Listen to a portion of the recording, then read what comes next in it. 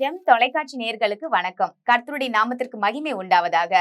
மனுஷர் என்ற தலைப்புல பார்க்க போகிறோம். நாம எல்லாரும் யாருங்க? மனுஷருங்க. ஆனா இன்னைக்கு உலகத்துல எப்படி பேசிட்டு இருக்கோம்னா, நான் ஜென்ஸ், நான் லேடிஸ் அப்படின்னு பேசிட்டு இருக்கோம். ஆனா வேதத்தின் அடிப்படையில நான் சொல்றேங்க, மனுஷர்கள், நம்ம எல்லாருமே மனுஷர்கள். அதற்கான ஒரு வேத வசனத்தை இப்பொழுது நம்ம வாசிக்கலாமா? ஆதியாக புத்தகம் 5ஆம் அதிகாரம் 2வது வசனம். அவர்களை ஆணும் பெண்ணுமாக சிருஷ்டித்து அவர்களை ஆசீர்வதித்து அவர்களை சிருஷ்டித்த நாளிலே அவர்களுக்கு மனுஷர் என்று பெயரிட்டார். மனுஷர் என்று பெயரிட்டார். எப்படி பெயர் வச்சிருக்காரு பாருங்க.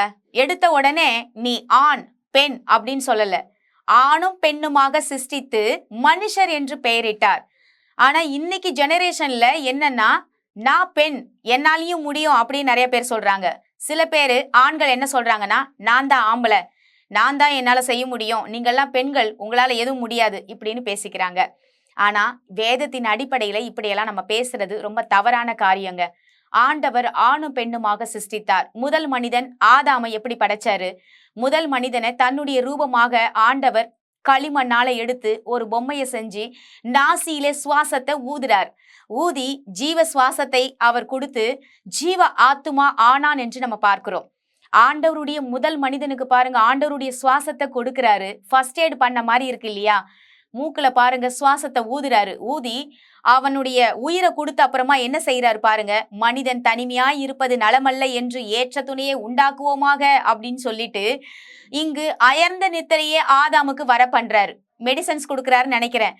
முதல் மெடிசன்ஸ் கொடுத்த ஆண்டவரை பாருங்க, மயக்க மருந்து கொடுத்து படுக்க வச்ச மாதிரி இருக்கு. அயர்ந்த நித்திரையா, ஒரே தூக்கங்க, பயங்கர தூக்கம். அதாவது உள்ள இருக்கிற எலும்பே வெளியே கையில எடுத்தா தெரியாத அளவுக்கு தூங்கி இருக்கான் ஆதாம். அந்த அளவுக்கு ஆண்டவர் அயர்ந்த நித்திரையை வர பண்ணின அப்புறமா என்ன செஞ்சார் தெரியுங்களா? அந்த இடத்துல ஒரு விலா எலும்பை பிடுங்குகிறார். பிடுங்கி ஏவாளை செய்யறார். ஏவாளை செஞ்சு பாருங்க ஆதாம் முன்னாடி கொண்டு வந்து நிறுத்துறார். அப்போ ஆதாம் அந்த மயக்கம் தெளிஞ்சு அந்த நித்திரை தெளிந்து எழுந்த உடனே பாக்குறாரு, இது என் மாம்சத்திலும் மாம்சம், என் எலும்பிலும் எலும்பு அப்படின்னு சொல்றார். அப்போ என் மாம்சம் என் எலும்பு அப்படின்னா ஆண் வேற பெண் வேறையாங்க? இது ஆதாம் கிட்ட இருந்து எடுத்த எலும்புல செஞ்ச ஒரு பெண் என்னுடைய மாம்சம் என்னுடைய எலும்புன்னா, அப்போ ஆண்டவர் பார்க்கிற பார்வை வேற விதமா இருக்கிறது. எப்படின்னா, அவர் ஆணும் இல்லை பெண்ணும் இல்லை, கிரேக்கரும் இல்லை, சமாரியாரும் இல்லை, நான் முடிவு பரியந்தும் கடைசி வரைக்கும் நான் உங்களை வழி நடத்துகிறவர்னு சொல்றார். இந்த உலகத்துல அவர் ஊழியத்திற்கு முதல் முறையாக பாருங்க 70 பேரை அனுப்புறார். 70 பேரும் ஜோடி ஜோடியா ஊழியத்துக்கு போகிறாங்க. அதுல ஆண்களும் இருந்திருக்காங்க, பெண்களும் இருந்திருக்காங்க இல்லையா? பெண்களையும் நிறைய பேரை பயன்படுத்தினதை வேதாமத்தை வாசிச்சு பார்க்கும்போது நான் பார்க்கிறேன். அப்போ பெண்களை அவர் பெண்கள் வேற ஆண்கள் வேறன்னு தேவன் பிரித்து பார்க்கிறவர் அல்ல. ஆனா இன்றைக்கு வாழ்கிற சமுதாயத்துல நாம் என்ன பார்க்கிறோம் அப்படின்னா, இன்னைக்கு நான் ஜென்ஸ், என்னாலதான் செய்ய முடியும், நான் பெண்கள், என்னாலையும் செய்ய முடியும், இப்படிப்பட்ட போட்டியில போயிட்டு இருக்கு. தேவன் ஆண்டவர் எல்லாருக்கும் பாருங்க அறிவை கொடுக்கிறார், ஞானத்தை கொடுத்து திறமைகளை கொடுத்து வழி நடத்துறார். எதுக்கு? ஒரு குடும்பத்தை நடத்துறதுக்கு ஆணும் பெண்ணும் சேர்த்து வைக்கிறார். எதுக்காகனா, அந்த ஆணும் பெண்ணும் 2 பேரும் சேர்ந்து வேலைக்கு போறது நல்லது, குடும்பத்தை பராமரிக்கிறது நல்லது, பிள்ளைகளை நடத்த நல்லது அப்படின்னு சொல்லி வேலைகளை பிரித்து செய்ய ஆணும் பெண்ணுமாக சிருஷ்டிக்கிறார்.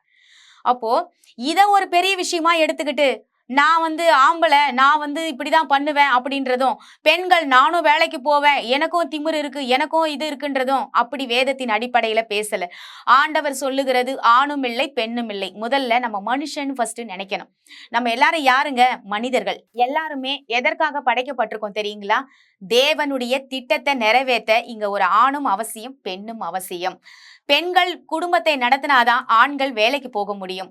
ஆண்கள் வேலைக்கு போனாதான் பெண்கள் வீட்டுல இருக்கிறவங்கள கரெக்டா வழி நடத்த முடியும். இப்படிப்பட்ட ஒரு பாருங்க ஒரு விஷயத்துக்காக கடவுள் மனுஷனை இப்படி ஒரு விதமா படைச்சிட்டாரு. ஆனா இதையே பெருசா எடுத்துக்கிட்டு நான் தான் அப்படின்னு ஒரு பாருங்க ஒரு கர்வத்தோடு வாழுகிறதுக்காக ஆணும் பெண்ணும் இன்னைக்கு தன்னைத்தானே புகழத்திற்காக அவர் படைக்கல. ஆண்டவரை புகழத்திற்காக தான் நம்ம எல்லாருமே படைக்கப்பட்டிருக்கிறோம். கடைசி நாட்கள்ல ஆண்டவரோடு போகிற, ஆண்டவரோடு வாழ்கிற வாழ்க்கையில நித்தியமாக வாழ போகிற அந்த சொர்க்கம் என்ற பரலோகத்துக்கு போகும்போது ஆண்டவர் ஆணும் இல்ல பெண்ணும் இல்ல, எல்லாரும் அங்க போய் ஆண்டவர் ஆராதிக்க போகிறோம், ஆண்டவரை துதிக்க போகிறோம். அந்த சொர்க்க வாழ்விலே நம்ம பிள்ளைங்க நம்ம குடும்பத்தாரை நேசித்து அவர்களும் பரலோக வாழ்வை சுதந்தரிக்க பாருங்க. அன்பால குடும்பத்தை கட்ட முதல்ல உங்க வாழ்க்கையை நீங்க மனிதர் என்று எண்ண வேண்டும். அதை காட்டிலும் பெரிது இந்த உலகத்துல ஒண்ணுமே இல்லைங்க. நம்ம மனுஷன்னு முதல்ல எண்ணிட்டாவே நம்மளை போல மத்தவங்களை நேசிக்க ஆரம்பிச்சிருவோம். நாம மனுஷங்க இல்ல, நான் பெண், நான் ஆண், என்னால இதை முடியும்னு சொல்லி ஒருத்தருக்கு ஒருத்தர் ஏற்றத்தாழ்வா பார்க்கும் பட்சத்துலதான் பாருங்க அந்த பெருமையும் தல கருவன்றது ஒண்ணு வந்துருது, தலைக்கணன்றது ஒண்ணு வந்துருது. அப்போ இதெல்லாம் நம்ம நினைக்காதபடிக்கு ஆண்டவர் நம்மை மனுஷர் என்று அழைக்கிறார். அதை நாம் பாருங்க மனுஷர் என்று விசுவாசிக்கும்படியாக இன்னைக்கு நம்ம ஜெபிக்க போகிறோம். ஆண்டவரே ஸ்தோத்திரம். ஆண்டவரே நாங்கள் மண்டையில் வருகிறோம் சுவாமி. இந்த நாட்கள்ல இப்போ ஆண்டவரே நாங்கள் பார்த்த தலைப்பு மனுஷர். மனிதர்களை குறித்து நீங்க எங்க கிட்ட பேசுனீங்க. நாங்க முதல்ல ஆண்டவரே ஆணும் பெண்ணும் நாங்க வேற வேற இல்ல, எங்களுக்கு நீங்க ஒரே எண்ணத்தோடு தன்னுடைய சாயலாக தேவ சாயலாக படைக்கப்பட்டிருக்கிறோம் அப்படின்றத நாங்க முதல்ல எங்க மனசுல எங்களுடைய நினைவுல நாங்க கொண்டு வரும்படியாக எங்களுக்கு உணர்த்தினதுக்காக எங்களுக்கு நன்றி சொல்லி நாங்க செபிக்கிறோம்ப்பா. இன்னைக்கு நிறைய பேர் நாங்க என்ன செய்யறோம் அப்படின்னா, ஆண்டவரே இவங்களை விட நாங்க பெரியவங்க, இவங்களை விட நாங்க சின்னவங்க, என்னுடைய கணவரை விட நான் பெட்டர், என்னை விட என் மனைவி பெட்டர், இப்படியெல்லாம் ஆண்டவரே ஒருத்தருக்கு ஒருத்தர் ஏற்றத்தாழ்வோடு நினைக்காதபடிக்கு ஆண்டவருடைய பார்வையில எல்லாரும் சரிக்கு சமமா அவர் பார்க்கிறார். நாம் எல்லாரும் இந்த உலகத்துல மனுஷர், அவ்வளவுதான். இந்த உலகத்துல தேவனுடைய திட்டத்தை செய்ய, குடும்பத்தை காப்பாற்ற, வேலையை செய்ய தேவன் படைக்கப்பட்ட மனிதர்கள், அவ்வளவுதானே தவிர இந்த உலகத்துல தேவன் ஒருவரே பெரியவர், நீர் மகத்துவமானவர், நீர் வல்லமை உள்ளவர், நீர் மாட்சிமை உள்ளவர் என்று உம்மையே நாங்கள் போற்றி புகழும்படியாக எங்களை பெருமை பாராட்டாதபடிக்கு ஆண்டவரே எங்கள் பெருமையும் எங்க அகந்தையும் நீங்க இந்த நாட்கள்ல எங்களை பேசி ஆண்டவரே அதை கீழ்ப்படுத்தி உண்மையை நாங்கள் மகிமைப்படுத்த எங்களுக்கு உணர்த்தினதுக்காக நாங்கள் நன்றி சொல்லி ஜெபிக்கிறோம் சுவாமி. இந்த வேளையில நாங்கள் எல்லாரும் மனுஷர்கள், நாங்கள் ஒருவருக்கொருவர் ஆண்டவரை அன்பு கூர்ந்து ஒருவருக்கொருவர் சமாதானமாக இருக்க எங்களுக்கு கிருபை பாராட்டும்படியாக நாங்கள் வேண்டிக் கொள்ளுகிறோம். இயேசு கிறிஸ்துவின் மூலம் ஜெபிக்கிறோம் நல்ல தகப்பனே, ஆமேன். கர்த்தர் நம் அனைவரையும் ஆசீர்வதிப்பாராக. God bless you. ஆமேன்.